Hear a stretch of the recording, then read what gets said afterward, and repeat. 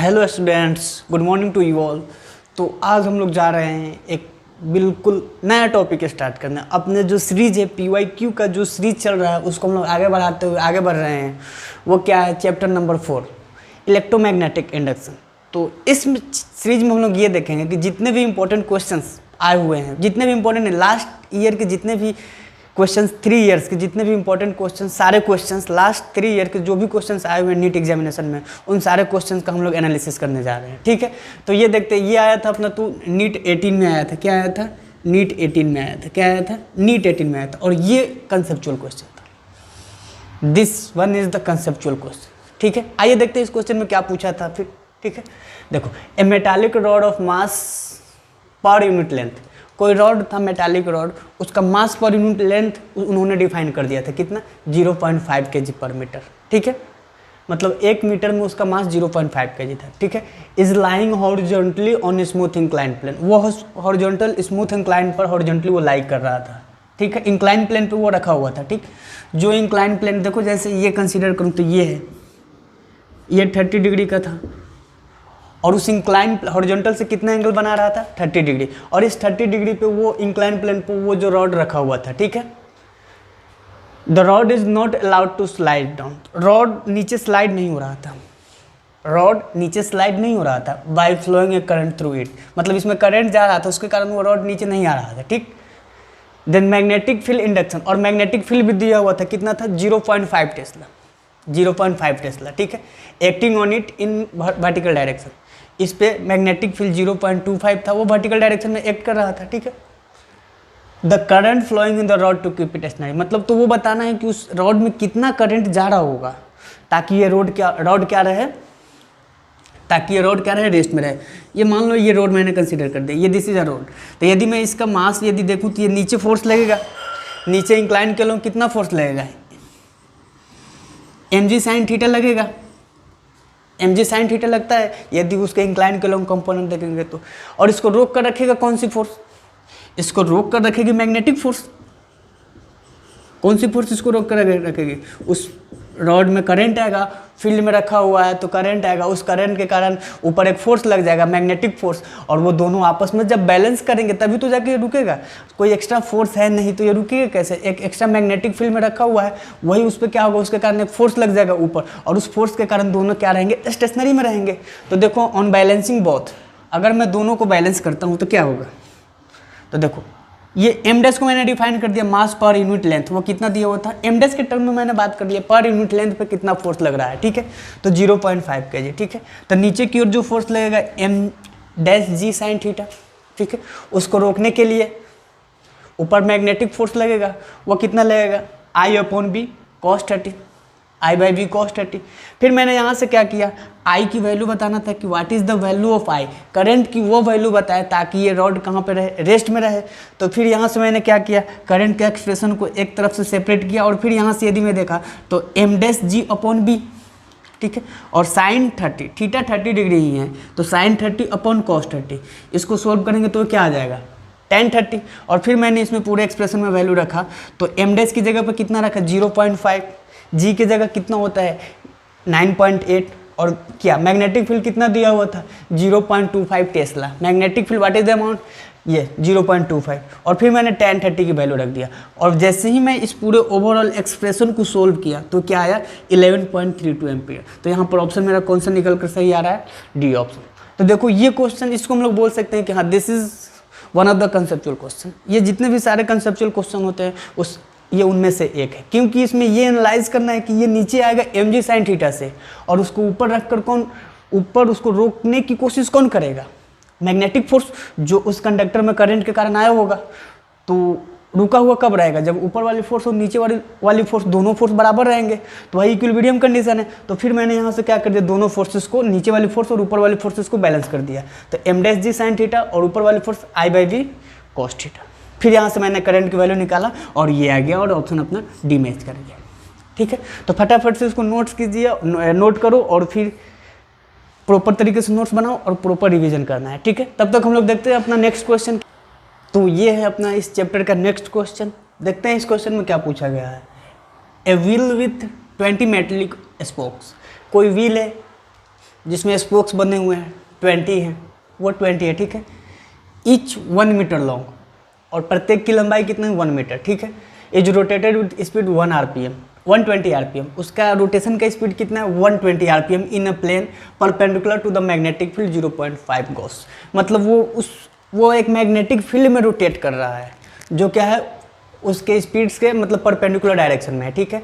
तो EMF कितना induce होगा एक्सल और रिम के बीच में, रिम और एक्सल। जैसे ये देखो, ये व्हील है ये, और ये एक्सल है बीच वाला सेंट्रल पॉइंट, और ये स्पोक है। तो स्पोक और ये मतलब इसमें EMF कितना इंड्यूस होगा उन्होंने ये पूछा है।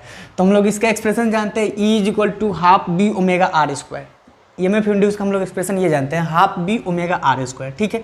तो देखो 1/2, B की वैल्यू कितना दिया हुआ है 0.4, और वो गॉस में दिया हुआ, लेकिन उसको टेस्ला में कन्वर्ट करना पड़ेगा। तो टेस्ला में कन्वर्ट करने के लिए 10⁻⁻⁴ से मल्टीप्लाई करना पड़ेगा।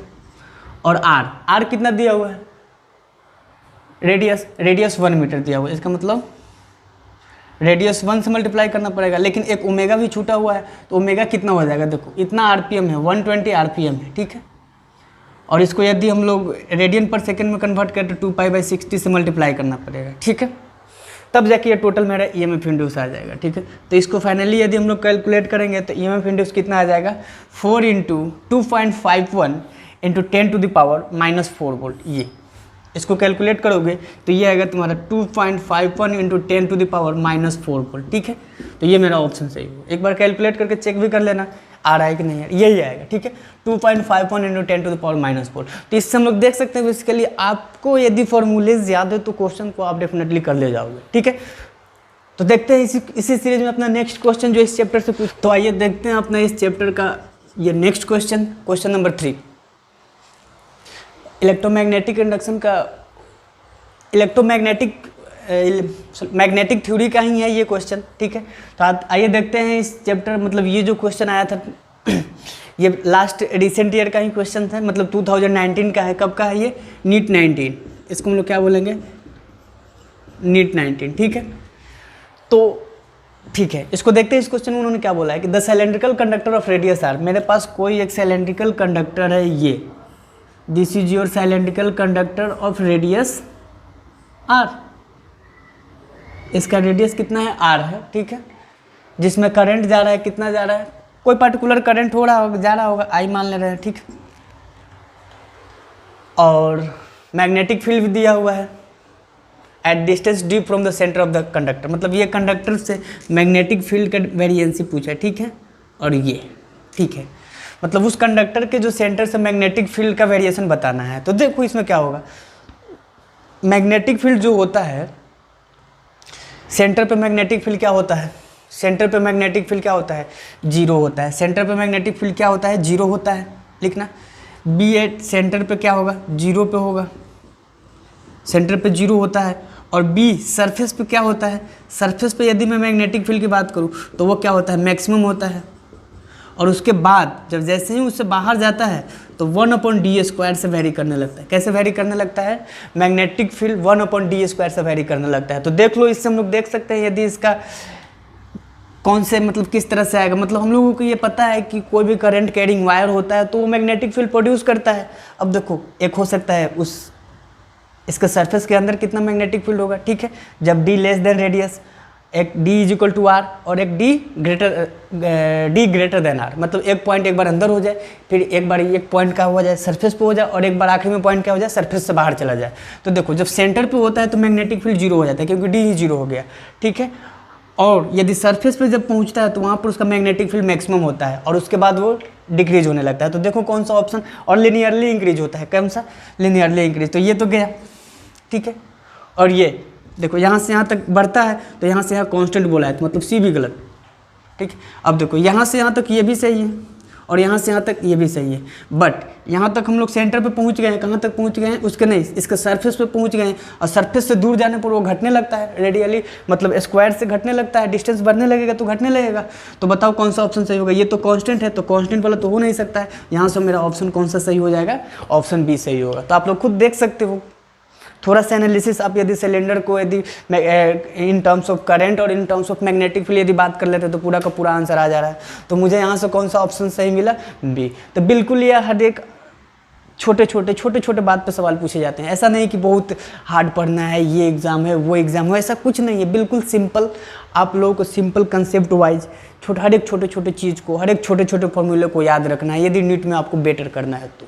और साथ ही साथ आप PYQ सीरीज़ का प्रॉपर नोट्स बनाइए, प्रॉपर अच्छे तरीके से देखिए, कंसेप्ट को देखिए, नोट्स को बार बार रिवाइज कीजिए और लास्ट मोमेंट पर ये बहुत ज़्यादा आपको हेल्प करेगा। ठीक है, आइए देखते हैं अपना इसी चैप्टर का। तो ये इस चैप्टर का आखिरी क्वेश्चन जो रिसेंट ईयर में पूछे गए थे। ठीक है, तो ये आपका पूछा गया था 2000 आपको ये 19 में पूछा गया था। कब पूछा गया था? 2019 नीट के एग्जामिनेशन में। तो देखो इसमें क्या पूछा गया था कि कोई कॉइल है जिसमें 800 टर्न्स है, जिसका इफेक्टिव एरिया 0.05 मीटर स्क्वायर है। ठीक है, जो किसी परपेंडिकुलर मैग्नेटिक फील्ड के रीजन में रखा गया है।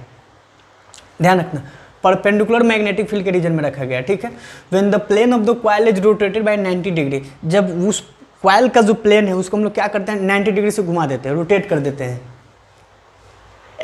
किसी भी कोप्लेनर एक्सिस के अलोंग। ठीक है, इन 0.1 सेकेंड। कितना टाइम लगता है? 0.1 सेकेंड। तो इंड्यूस्ड ईएमएफ कॉइल में कितना होगा? कॉइल में इंड्यूस्ड ईएमएफ कितना होगा? तो देखो इंड्यूस्ड ईएमएफ का जो फॉर्मूला होता है हम लोग क्या जानते हैं, minus of del phi by, ऐसे तो हम लोग ये लिखते हैं d phi by d t. ठीक, इसको ये भी लिख सकते हैं minus of del phi upon del t. ठीक है, तो यहाँ पर टाइम तो मुझे पता है डायरेक्टली दिया हुआ है, टाइम की वैल्यू कितना दिया हुआ है, देखो यहाँ पे 0.1 second. Now we have to find the value of del phi. Del phi मतलब चेंज इन फ्लक्स की वैल्यू मुझे अभी बताना है। ठीक है, तो देखते हैं चेंज इन फ्लक्स क्या है। तो देखो डेल्टा फाई का मतलब, चेंज इन फ्लक्स का मतलब क्या होता है, final flux minus initial flux. Change in flux का मतलब यही होगा, final flux minus initial flux. तो फाइनल फ्लक्स देखो क्या होगा, देखो जब वो क्या किया 90 डिग्री से रोटेट कर दिया तो NBA into cos theta, flux को नंबर ऑफ टर्न्स और मैग्नेटिक फील्ड और एरिया के टर्म्स में कैसे लिखा जाता है, NBA इंटू ओमेगा टी। ठीक है, और कॉस थीटा को हम लोग कॉस थीटा को ओमेगा टी बोलते हैं। ठीक है, तो देखो फाइनल फ्लक्स को क्या किया, NB इंटू ए। ठीक है, और एंगल कितना रोटेट किया, 90। ठीक है, माइनस ये फाइनल फ्लक्स हो गया। और इनिशियल फ्लक्स की बात करेंगे तो वो क्या हो जाएगा, NB इंटू ए, और इनिशियल एंगल क्या लेंगे हम लोग, 0 लेंगे। 0 डिग्री से वो 90 डिग्री रोटेट किया है तो हम लोग रेफरेंस वाला ही एंगल कंसीडर करेंगे। तो ये आया। तो फाइनली यदि मैं डेल्टा फाई की वैल्यू बोलूँ तो वो कितना आया, माइनस NBA। और फिर यहाँ पर यदि मैं वैल्यू को पुट करूँ तो माइनस N कितना है बताओ, N रखा हुआ है 800। और मैग्नेटिक फील्ड की बात करें तो मैग्नेटिक फील्ड मेरा कितना दिया हुआ है, 5 × 10⁻⁻5। और यदि मैं एरिया की बात करूँ, एरिया कहाँ पे है, ये 0.05 से मल्टीप्लाई। तो ये मेरा क्या है बताओ, ये मेरा चेंज इन फ्लक्स की वैल्यू आया। क्या आया, चेंज इन फ्लक्स की वैल्यू आया। और मुझे टाइम दिया हुआ है तो यदि मैं इसमें देखूँ रखूँ तो देखो माइनस और माइनस क्या हो जाएगा, कैंसिल हो जाएगा। और क्या बचेगा फाइनली, यही बचेगा, जो ई की जो वैल्यू बचेगा, क्या बचेगा, 800 इंटू 5 इंटू 10⁻⁻5 इंटू 0.05। और चेंज इन टाइम मतलब कितना समय में वो 90 डिग्री एंगल से रोटेट कर गया था। तो वो टाइम दिया हुआ है मेरे पास इतना 0.1 सेकेंड। और इसको हम लोग क्या करेंगे, 0.1 से डिवाइड करेंगे। और इस जब फाइनल ओवरऑल एक्सप्रेशन को जब हम लोग सोल्व करेंगे तो ये मेरा जो आंसर निकल कर आ रहा होगा 0.02 वोल्ट, जो कि कोई ऑप्शन में दिखाई दे रहा है, यस सी ऑप्शन। यहाँ से जो मैं अगर बात करूँ तो क्या कौन से ऑप्शन करेक्ट है, सी ऑप्शन करेक्ट है। ठीक है, तो आप देख सकते हो कि थोड़ा बहुत कंसेप्चुअल भी क्वेश्चन कुछ पूछे जाते हैं, बट यदि 90% टू 80 to 90% की बात करूँ तो बिल्कुल फार्मूला बेस्ड। तो आप लोगों को फार्मूला जरूर से ज़रूर याद करना है। तो ये इस चैप्टर का आखिरी क्वेश्चन था जो रिसेंट ईयर में पूछे गए थे, मतलब लास्ट 3 इयर्स में। और तो आप लोगों को अच्छे से नोट्स बनाना है, अच्छे से इस पूरे PYQ सीरीज को एंजॉय करना है, प्रॉपर नोट्स बनाकर प्रॉपर रिवीजन करना है। और इस एनालिसिस के अकॉर्डिंग आप लोगों को अपना प्रिपरेशन का जो स्ट्रेटजी है उसको बिल्डअप करना है। ठीक है, तो मिलते हैं नेक्स्ट लेक्चर में नया चैप्टर के साथ। ठीक है, ओके, थैंक यू।